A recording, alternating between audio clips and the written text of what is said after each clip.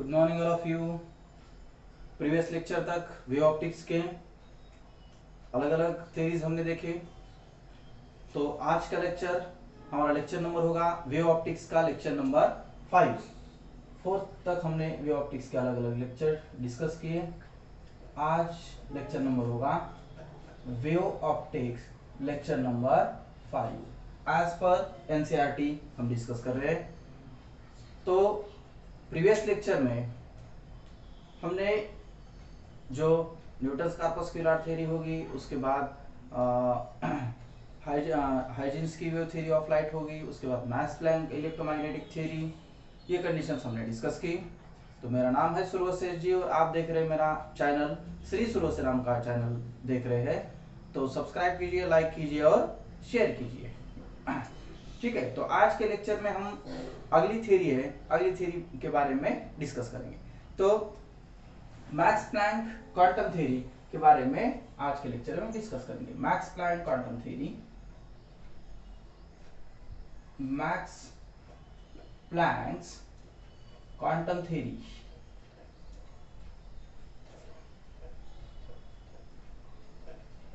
Max Planck quantum theory या इस theory को और भी डेवलप किया या इस थ्योरी से जिन्होंने और डिस्कशन किया, तो इस थ्योरी को Einstein quantum theory of light भी कहा जाता है। और Einstein quantum theory of light, Einstein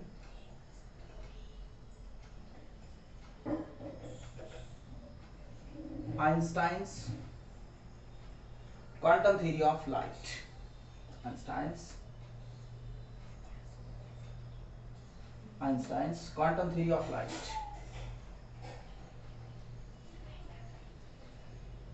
quantum theory of light ऐसा भी कहा जाता है। तो इसके एजम्पशंस देखें हम और एजम्पशन से डिस्कशन करेंगे कि ये थ्योरी एक्चुअली क्या है। इसके एजम्पशंस या पोस्टुलेट्स भी कहते हैं हम, एजम्पशंस। फर्स्ट एजम्पशंस क्या है या इस थ्योरी में इसे आइंस्टाइन ने क्या डिस्कस किया, या मैक्स प्लैंक क्वांटम थ्योरी, इस मैक्स प्लैंक ने इस थ्योरी के बारे में क्या बताया। Light propagates in the form of packets और bundles of energy called photon. यानी जब लाइट प्रोपगेट हो रही है, light propagates in the form of packets, light propagates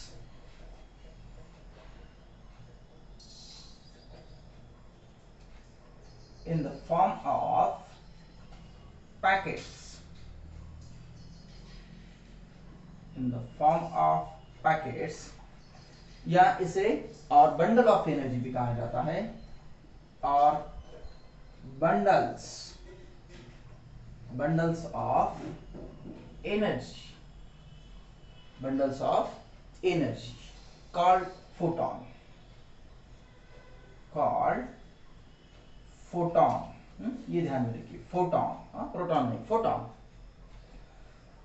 तो जब लाइट रेडिएट होती है, लाइट सेक्शन में तो इन डिटेल हम डिस्कस करेंगे, लेकिन यहां पर देखिए कि हाइड्रोजन गैस को, हाइड्रोजन स्पेक्ट्रम के बारे में इसी चैप्टर में हम डिस्कस करेंगे। तो हाइड्रोजन गैस को या ब्लैक बॉडी रेडिएशन जिसे हम कहते हैं, तो उसको हाइड्रोजन गैस को हीट किया और हीट करने के बाद लो एनर्जी से हाई एनर्जी में हो जाता है। हाई एनर्जी में जाने के बाद वो क्या होता है, लो एनर्जी में आने की कोशिश करता है। सपोज यहाँ पर हाइड्रोजन गैस को हमने हीट कर दिया, हीट करके वो क्या होगा, हायर एनर्जी को जाएगा। हायर एनर्जी को जाने के बाद वो मिनिमम स्टेट वहां पर रहता है, मिनिमम टाइम वहां पर रहता है, 10⁻⁹ सेकंड वगैरह एक्स्ट्रा। तो इतना कम टाइम वहां पर रहता है और स्टेबल होने की कोशिश करता है। तो स्टेबल होते समय वो क्या करता है, यहाँ से यहाँ तक आ रहा है, लास्ट ऑर्बिट या नंबर ऑफ ऑर्बिट होगी जो भी, तो उससे लोअर ऑर्बिट में आने की कोशिश करेगा। जब वो लोअर ऑर्बिट में आने की कोशिश करता है तो सभी ग्राउंड पर नहीं आते, कुछ यहाँ पर फर्स्ट ऑर्बिट में, सेकंड ऑर्बिट में, यहाँ पर क्या हो रहे, इलेक्ट्रॉन इजेक्ट हो रहे। तो यहाँ पर जब ये आ रहे तो यहाँ तक वो आ नहीं सकते, उसमें से एनर्जी क्या होती है, रिलीज होती है, और उस एनर्जी को, रिलीज होने वाले एनर्जी को हम क्या कहते हैं, photon energy. Packets of energy, यानी एक्चुअली जब ये लाइट ट्रैवल्स होती है तो लाइट ट्रैवल्स होने के बाद, रेडिएट एनर्जी ट्रैवल्स होने के बाद इस फॉर्म में ये ट्रैवल्स होती है। पैकेट्स ऑफ लाइट या bundles of energy. Bundles of energy क्यों कहा है, हमें तो पता है पैसों के बंडल होते हैं। सिमिलरली यहाँ पर भी क्या होता है, एक लाइट का बंडल होता है। बंडल्स ऑफ एनर्जी पैकेट्स के फॉर्म में एनर्जी क्या हो रही है, ट्रैवल्स हो रही है, और it is also known as या it is also called as photon. इसे हम क्या कहते हैं, इस कंडीशन को हम क्या कहते हैं, फोटोन ऑफ एनर्जी या फोटोन कहा जाता है। ये हो गया फर्स्ट एजम्पशन। और ये फर्स्ट एजम्पशन से यहाँ पर जो एनर्जी रिलीज हो रही है वो कितनी एनर्जी रिलीज हुई, तो सेकंड एजम्पशन ने उन्होंने बताया कि each photon has energy E equals to h nu। यानी यहां से जब ये फोटोन, हर एक कोई फोटोन होगा तो उससे रिलीज होने वाली energy, each photon has energy E equals to h nu। h is Planck constant, nu is the frequency of light। ये फ्रीक्वेंसी होगी, ये प्लैंक कांस्टेंट होगा। इतनी एनर्जी इस एक फोटोन से, फोटॉन्स ऑफ एनर्जी, जब हर एक फोटोन जो होगा, each photons has produced energy या each of photon has energy E equals to h nu, इतनी होगी। ये सेकंड एजम्पशंस ने उन्होंने बताया। उसके बाद थर्ड एजम्पशंस क्या है उनका, तो थर्ड एजम्पशंस में बताते हैं। थर्ड एजम्पशंस उनका सिंपल एजम्पशंस है, based on Planck quantum theory of black body radiations.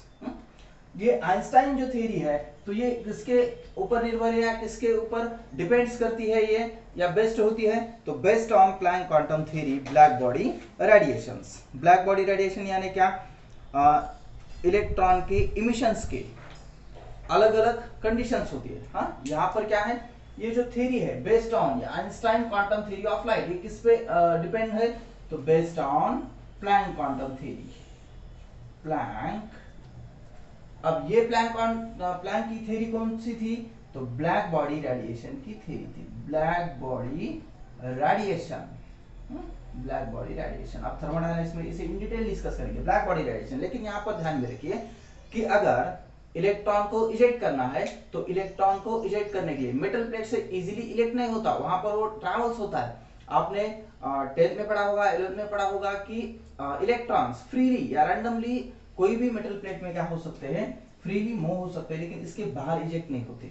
तो इसके इजेक्ट करने के लिए ये ब्लैक बॉडी रेडिएशंस या इलेक्ट्रॉन को इजेक्ट करने के लिए थर्मो आयनिक इमिशंस होते हैं, रेडिएशन के इमिशंस होते हैं, उसको लाइट दी जाती है, इलेक्ट्रिक एनर्जी दी जाती है, या सनलाइट होगी या और दूसरी एनर्जी होगी। तो ये अलग अलग एनर्जी दी जाती है, तब इसका रेडिएशंस होते हैं, ब्लैक बॉडी रेडिएशन। ये फिनोमेनॉन प्लैंक ने बताया था, प्लैंक ने फोटोन के बारे में डिस्कस किया, तो in detail Einstein quantum theory of light में हम इसे पढ़ते हैं। तो ये best Planck black body radiation हम इसे कहेंगे। उसके बाद असम्पशंस ने आइंस्टाइन या क्वांटम थ्योरी में इन्होंने बताया कि जो रेडिएशन जब हो रही है, तो radiation is not continuous process। Radiation is not continuous process according to Einstein, according to Max Planck quantum theory, radiation is not continuous process। Radiation is not continuous process। ये continuous process नहीं है। Radiation is not continuous process। Radiation is not continuous process. तो ये अलग अलग assumptions है उनके, कि यहाँ पर उन्होंने बताया कि इसको जो एनर्जी पैकेट्स के फॉर्म में ट्रैवल्स हो रही है, लाइट प्रोपेगेट हो रही है, इसे फोटॉन कहेंगे। वो एनर्जी कितनी है, तो E equals to h nu, h is Planck constant, nu is the frequency of light. Best Planck black body radiation पर डिपेंड होगी, या ये जो आइंस्टाइन की थ्योरी है, तो based on Planck quantum theory of light या black body radiations, radiation is not continuous process. ये हो गए इसके इनके एजम्पशंस। अब इनके मेरिट्स क्या है और डीमेरिट्स क्या है, ये भी हम डिस्कस करेंगे। समझने की कोशिश कीजिए, आसान से इनके एजम्पशंस होंगे, ये होंगे, ये सिंपल सिंपल सिंपल लेक्चर आप यहाँ पर देखते हैं, ठीक है। अब यहाँ पर इनके मेरिट्स के बारे में डिस्कस करेंगे हम। मेरिट्स, फर्स्ट मेरिट्स या इनका सक्सेस क्या है, it proved, it was proved या इट प्रूव्ड, इन्होंने क्या क्या कंडीशंस प्रूव किए, इट प्रूव्ड, क्या प्रूव किए इन्होंने, तो photo electric effect, photo electric effect, यानी जो रेडिएट एनर्जी है, ब्लैक बॉडी रेडिएशन जिसे कहते हैं हम, रेडिएट एनर्जी मेटल प्लेट पर बम्बार्ड कर रहे और मेटल प्लेट पर बम्बार्ड करने के बाद वहां से इलेक्ट्रॉन इजेक्ट हो रहे, तो ये जो टोटल फिनोमेनन होगा इसे हम क्या कहते हैं, फोटो इलेक्ट्रिक इफेक्ट कहते हैं। उसके बाद दूसरी कंडीशन इन्होंने प्रूव की, दूसरा क्या है तो कॉम्पटन इफेक्ट, ये भी इन्होंने प्रूव किया, कॉम्पटन इफेक्ट। उसके बाद उन्होंने क्या प्रूव किया तो spectrum of hydrogen atom, spectrum of hydrogen atom, spectrum of hydrogen atom, hydrogen gas को हीट किया, हाइड्रोजन गैस को हीट करने के बाद ग्राउंड स्टेट से अपर स्टेट जा रहा है वो, और अपर स्टेट पर जाने के बाद वो ग्राउंड स्टेट पर आने की कोशिश करता है हीट करने के बाद, रेडिएट एनर्जी वगैरह। तो ये जो फिनोमेनन है spectrum of hydrogen atom, spectrum यानी क्या, इस फॉर्म में स्पेक्ट्रम आपको मिलते हैं, सपोज ये फॉर्म में, ये डिपेंड करता है कि लाइन स्पेक्ट्रम मिल रहा है आपको या बैंड स्पेक्ट्रम मिल रहा है। तो VIBGYOR 7 कलम में अलग अलग स्पेक्ट्रम मिलेंगे, ये लाइन स्पेक्ट्रम होगा, या इस फॉर्म में अगर होगा जैसे आप फ्रेंड्स बैंड्स वगैरह पहनते हैं, अगस्त में अब आ रहा है, तो ये जो होगा तो इसे क्या कहते हैं हम, बैंड्स, फ्रेंड्स बैंड, उस तरह से बैंड होता है, तो ये होगा बैंड स्पेक्ट्रम और ये होता है लाइन स्पेक्ट्रम। तो ये होगा आपका स्पेक्ट्रम ऑफ हाइड्रोजन एटम। तो ये डिफरेंट कंडीशंस उसके मिनट है, photo electric effect, Compton effect, spectrum of hydrogen atom, ये इन्होंने प्रूव किया। तो अब इनके डिमेरिट्स क्या है, कौन कौन सी कंडीशंस ये बता नहीं सके।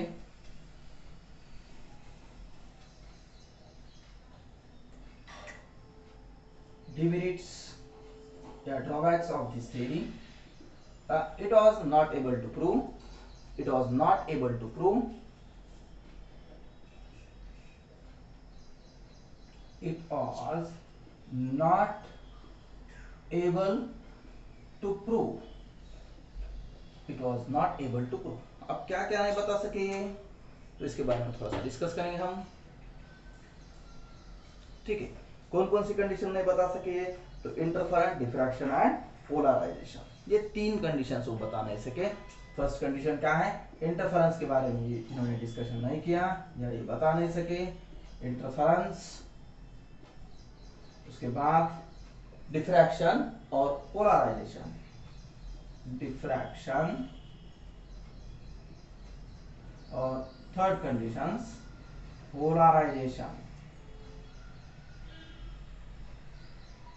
पोलराइजेशन। तो ये जो कंडीशंस है वो प्रूव नहीं कर सके, उनके डिमेरिट्स है, it was not able to prove. तो ये अलग अलग कंडीशंस है, ये यहाँ पर हमने एक छोटे से लेक्चर में देखी। यहाँ पर क्या है तो अजम्पशंस, इसके जो अजम्पशंस है, उसके बाद उनके सक्सेस क्या है, मेरिट्स क्या है, डिमेरिट्स क्या है, और उनके ये जो है यहाँ पर हमने थ्योरी देखी। तो यहाँ पर अलग अलग थ्योरी डेवलप होती गई, न्यूटन्स का ऑस्कुलर थ्योरी, उसके बाद Huygens theory, Maxwell's electromagnetic theory. यहाँ पर ठीक से ध्यान में रखिए, Maxwell's electromagnetic theory and Max Planck quantum theory, Max Planck quantum theory या आइंस्टाइन क्वांटम थ्योरी। तो यहाँ तक अलग अलग थ्योरी के बारे में हमने डिस्कस किया। नेक्स्ट लेक्चर में हम de Broglie dual theory of light या डी ब्रोगली हाइपोथेसिस के बारे में डिस्कस करेंगे। तो यहाँ पर आज के लिए एक छोटा सा लेक्चर हम यहीं पे रुकते हैं। घर पे रहिए, सुरक्षित रहिए। Okay, bye.